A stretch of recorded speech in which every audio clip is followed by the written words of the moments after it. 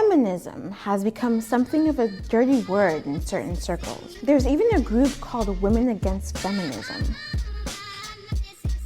But what are these women really saying when they declare they aren't feminists? What they think they're saying is, I don't hate men, I love men. Hating men and being a feminist are actually not connected at all, not even a little bit. If I could laugh at that last statement believably, I would. It's really tough for me to believe that there aren't a vast amount of man-haters in feminism when the term straight white male is a bad word to them. Now, based on what we see in mainstream media, it seems to me like people have gotten flat-out amnesia for things that just happened a few years ago. So I figured I would refresh people's memories with an old Huffington Post video. This one is from 2015, which to me feels like just yesterday. A video that, by the way, never gets to one of its major points. They made an assertion about women who don't want to be called feminist and what they are really saying. However, during the entire 2-minute scripted video, they never told us what women are really saying when they don't want to be called feminists. Are we supposed to think that the Huffington Post is full of intelligent people when they can't even hold a point for 2 minutes in a scripted video? I want to know what these women are really saying, because it sounds to me like you are making this video to shame them while simultaneously not addressing any of their arguments. That doesn't solve any of the problems that you are claiming to solve. All it does is create radicals. Radicals are people who will do insane things because they believe things that aren't true, and radicals are present in every ideology. One of the ways you can tell you are following a good belief set is they will call out their radicals and try to mitigate their destructive behaviors. However, the Huffington Post, as well as other outlets like them, seem to straight up empower their radicals by gaslighting their followers and pretending that their radicals don't exist. I'll get to the examples, but first, if you like the content you see on this channel, then consider making a donation. One of the best ways to keep your favorite content creators in business is viewer support, so your help is highly appreciated. Links to my PayPal, Patreon, and Subscribestar pages can all be found in the description. And also, don't forget to support me on Alt Tech. You can find the links to my Minds page and Bitchute channel in the description as well. So speaking of gaslighting, take a look at this. But what are these women really saying when they declare they aren't feminists? What they think they're saying is, I don't think women are better than men. I don't want to put women above men. Really?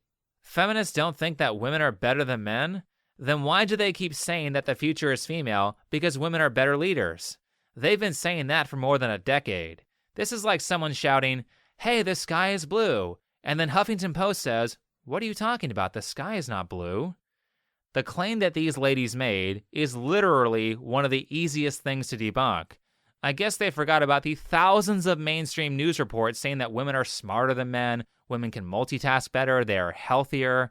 If you spend about 10 seconds Googling, you can easily find fantastic articles like this written by a mainstream news source, The Guardian, called Obama is Right, Women Are Superior to Men, Let Me Count the Ways. The article starts, as a lifelong feminist, then it goes on to say that women are basically better than men at everything, including fixing stuff. Read it for yourself, it's in the description. And don't forget commercials like this, there are tons of these out there. Girls' brains develop faster than boys. They speak before boys do. They read before boys do. Here's the funny part of this commercial that apparently was for a bank. I would have never guessed that. It goes on to talk about how women are oppressed, and at the end, it says this. Girls start off so far ahead, but the system's not designed for women to succeed. Let's create one that is. What a terrible message to tell to children, by the way. This one just wants to do karate, and you are telling her about how she can never succeed because of her gender. Then that last line, let's create one that is. Okay, how? You said there was a problem, but gave no solutions to it in the commercial. That's like saying the world is unfairly oppressing you, and there is nothing you can do about it. An excellent message to tell a 7-year-old. But honestly, if women are so much better than men in every way, how exactly did men trick women into being oppressed? It's statements like these that make me believe you aren't actually being oppressed and you're just a bunch of liars. For example, Feminism is about equality of the sexes, but right now, one sex has a lot more power than the other. Men are not systematically oppressed based on their gender, and that's a fact. But women are, and that's a fact too. Men are not systematically oppressed based on their gender, and that's a fact. Well, usually facts require evidence, to which you guys provide none for any of your claims. Maybe that's because they aren't true. Here are some facts. Men face more prison time for committing the same crime as women. I don't see any feminists fighting for equal representation there. Almost all workplace fatalities are men. Men either don't get believed or get laughed at when they say they are being abused by their female partner. Family court is heavily biased against men. Listen, we all have problems. Saying my problems don't count because I'm a man is sexist. But okay, I'll humor you. Let's hear what your problems are. So if you believe any of the following, equal pay for equal work, providing education to 62 million girls who don't have access to it. Let me think. How could we possibly give 62 million women access to education?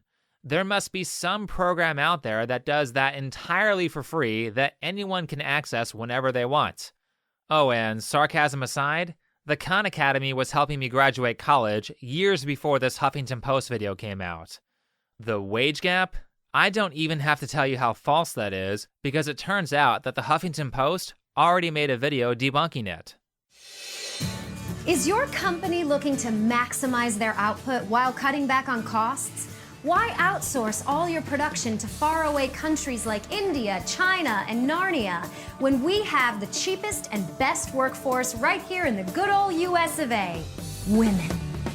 Correct. If you could pay women who work the same hours and are just as qualified as men less money, no one would ever hire men. I will give them credit though. At least this fake ad was actually funny. That's right. With pink sourcing, women are a bargain at the workplace since you only have to pay them 77 cents on the dollar. Right, Kathy? Wait, what? I make 60 cents. Who are you, Bill Gates? ¿De qué? I make 55 cents. Who is she, Yeezy? This part where the extras can hear what Kristen Bell is saying actually made me laugh more than once. Much to the displeasure of bad comedians like Amy Schumer, if the joke is good, you can laugh at things you don't agree with, or you can even laugh at things that aren't true. If companies were actually paying women less for the same work, you could sue them into oblivion. And that's been a law for decades. So getting back to the part where they said that they don't want to put women above men, how can you say that and still promote the wage gap? They still do it in 2021. The wage gap isn't a new argument. They've been pulling that crap since at least the 70s. Women don't get paid as much as men because they don't work as many hours and they don't work as many high-risk, high-paying jobs. Which means what you are really saying is that a woman's time is more valuable than a man's, so she should be paid the same as him, even though she doesn't work as many hours. The other issues they brought up were reproductive rights. I don't see that as something where men are oppressing women because vast amounts of women are against abortion. Then they said women CEOs and women in government. Okay, there are already female CEOs and there are already women in government. Instead of more female chief executive officers, how about saying that we need more women to clean septic tanks? There's a gender disparity there, and that's a really well-paid job. So where does this all lead? Well, it leads to two things. As I said before, the first thing it leads to is radicals, which I think is entirely intentional. Look, if you are so unintelligent that you believe a disparity in the median income between men and women across all jobs means that women are being paid less for the exact same work, then you aren't cut out to be a reporter.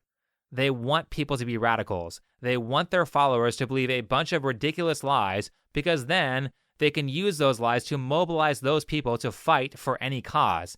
They want their followers to proclaim, people are being hurt and we need to do whatever is necessary to protect them. Great. Now we can convince you to do a bunch of evil things that fit our agenda.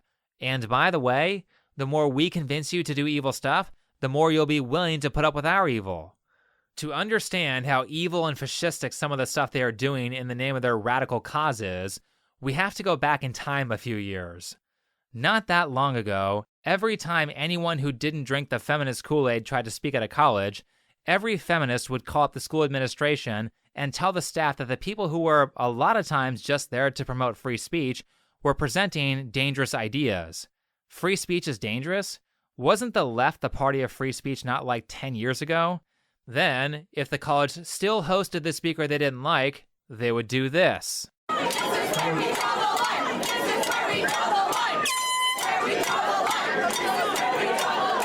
As much as these radicals like to dupe themselves into thinking that this is a peaceful protest, this is not a peaceful protest. A peaceful protest is when you stand outside of the building, hold signs, and talk to people about why they shouldn't listen to the guy that you are opposing. Then, if the speaker has a portion for open questioning, they can address their grievances about the speaker during that time. You want free dialogue? You want free speech? This is how it works. Someone speaks, you listen. You do not cut them off. You wait until it is your turn. By the way, as far as I'm aware, all of the speakers that the SJWs were trying to cancel had time set out in the speech for questions from the audience. Certainly Jordan Peterson did. In fact, if you went to a Ben Shapiro speech and you disagreed with him, you got to go to the front of the line. Why didn't these protesters do that? Because they believe lies and they can't win in an open conversation. So they have to forcefully shut speech down, which is violence. Violence is the initiation of force. You don't have to hit someone to be violent. Going into a panel and screaming at people so their opinions can't be heard is forcefully not letting them speak. Keep in mind that a lot of these speeches were paid events, and these violent protesters were blocking doors so people couldn't get in to get what they paid for, which is effectively stealing. Not to mention, the protesters would post violent threats to the speakers on social media. Steven Crowder has a whole series about that. Also, they were actually violent at this event.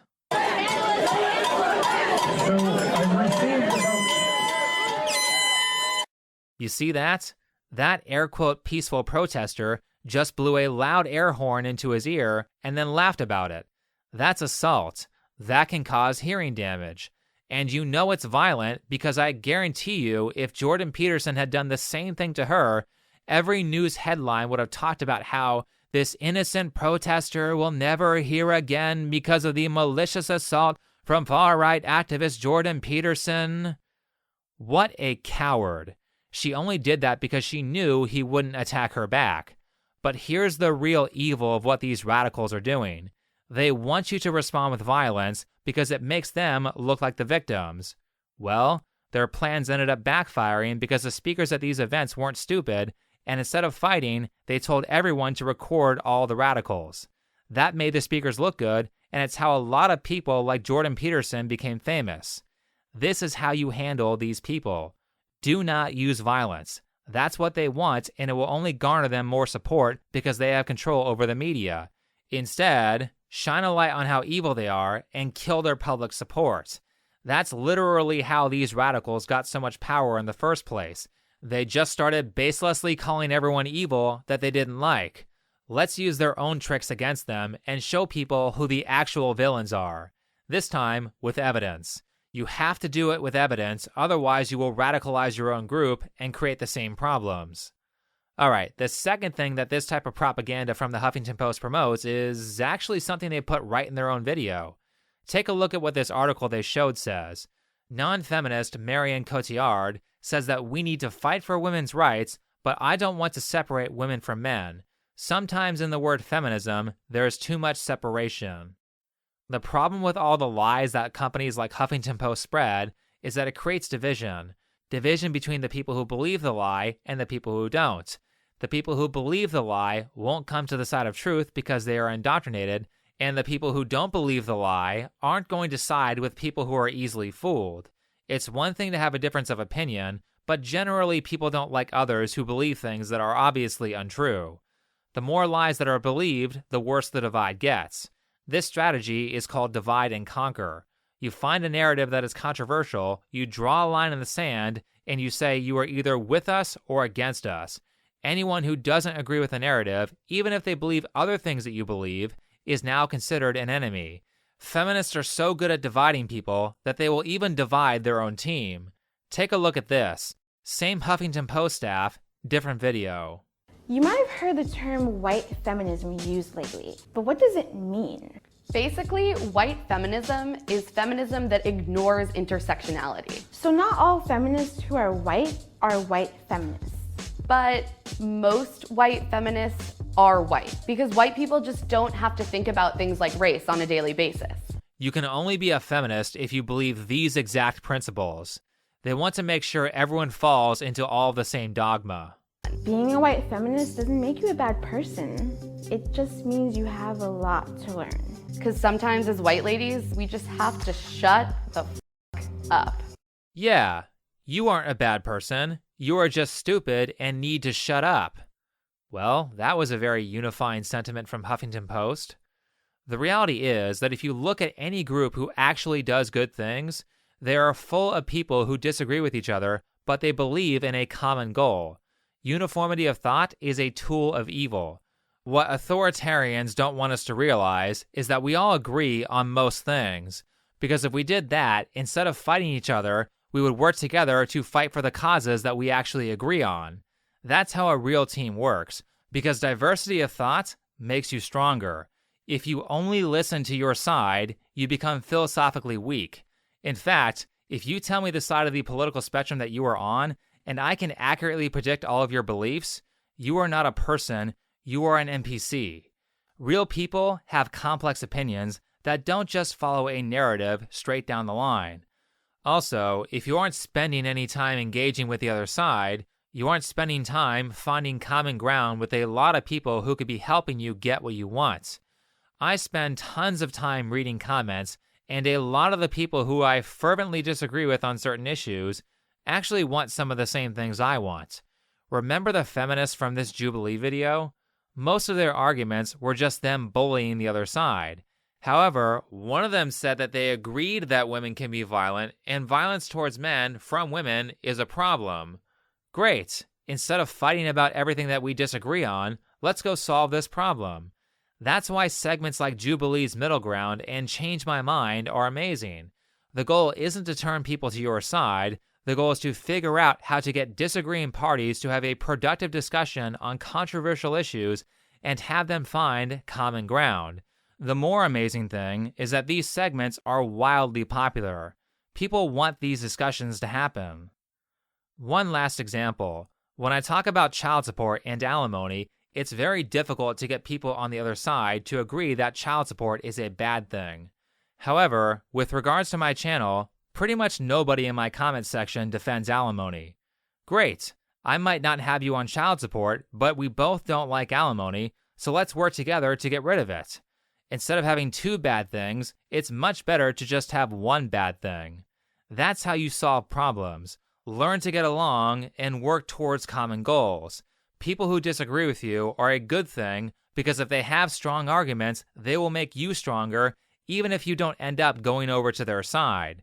Instead of finding excuses to separate, find excuses to work together. But with that said, I think that's enough for this video. So if you liked it, hit the like button, subscribe if you're new, comment and share. If you would like to support this channel, then you can do so with PayPal, Patreon, or Subscribestar. You can find the links to all of those in the description. Last, if you haven't checked me out on Bitchute or Minds.com, you can also find those links in the description. Otherwise, thanks for watching, and I'll see you in the next video.